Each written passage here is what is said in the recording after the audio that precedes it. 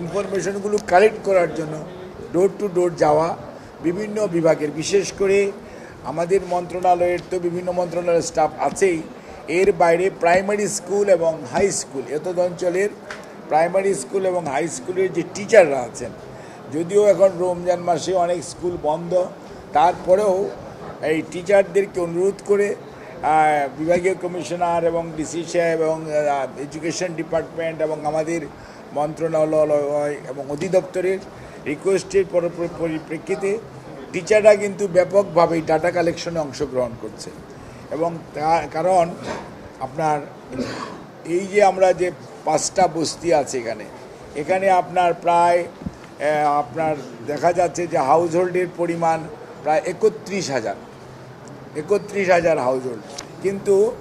অন্য অন্য জায়গায় যদি ইউনিয়নে যান বা ওয়ার্ডে যান সেখানে কোনো জায়গায় 1,000, কোনো জায়গায় 1,500, পতেঙ্গাতে গেলে একটু বেশি আছে 17,000। কাজে আমরা ডাটা কালেকশনটা যখন শেষ হয়ে যাবে, আমরা আশা করছি যে আগামী 3 তারিখের মধ্যে ডাটা কালেকশন শেষ হবে, আমাদের 70% ডাটা এন্ট্রিও কমপ্লিট হয়ে যাবে।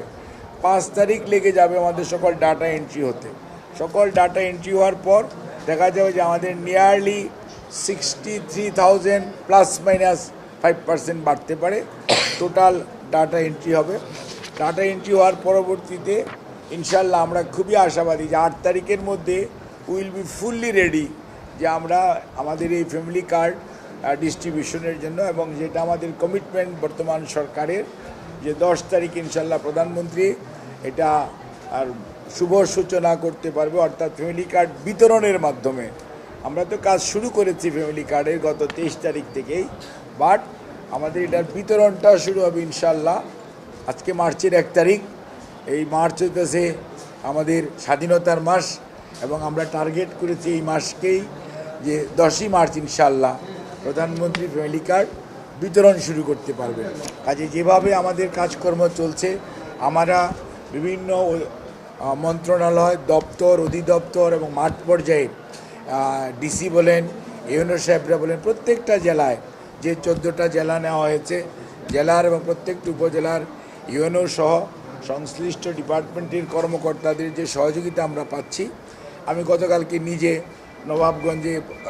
শুক্রবার দিন নবাবগঞ্জে আমি ঘুরেছি, এবং সেখানেও আমি দেখেছি যে সবাই উৎসাহ নিয়ে সরকারি কর্মকর্তা এবং কর্মচারীরা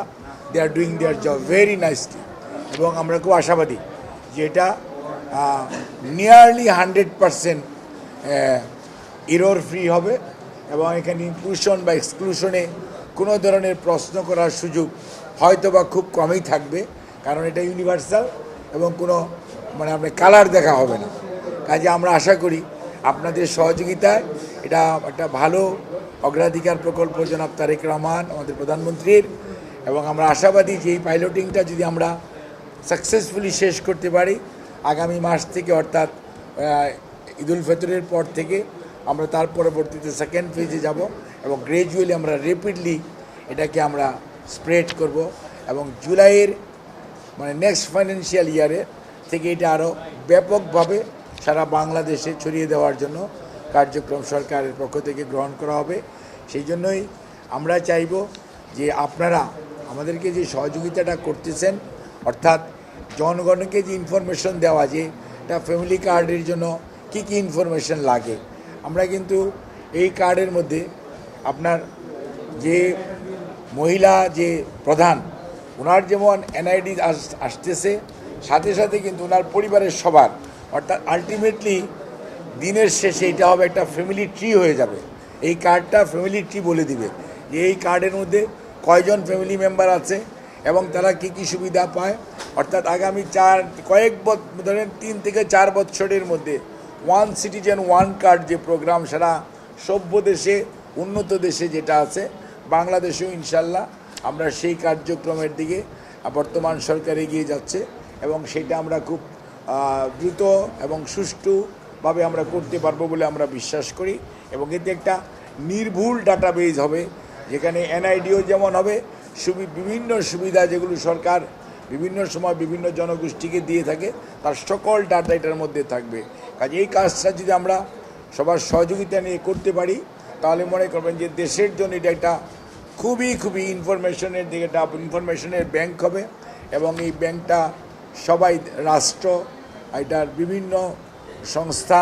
এটা খুব ভালোভাবে ব্যবহার করতে পারবে এবং এটা থেকে দেশের মানুষ উপকার পাবে। কোনো ধরনের ডিসক্রিমিনেশনের সুযোগ একদম কমে যাবে।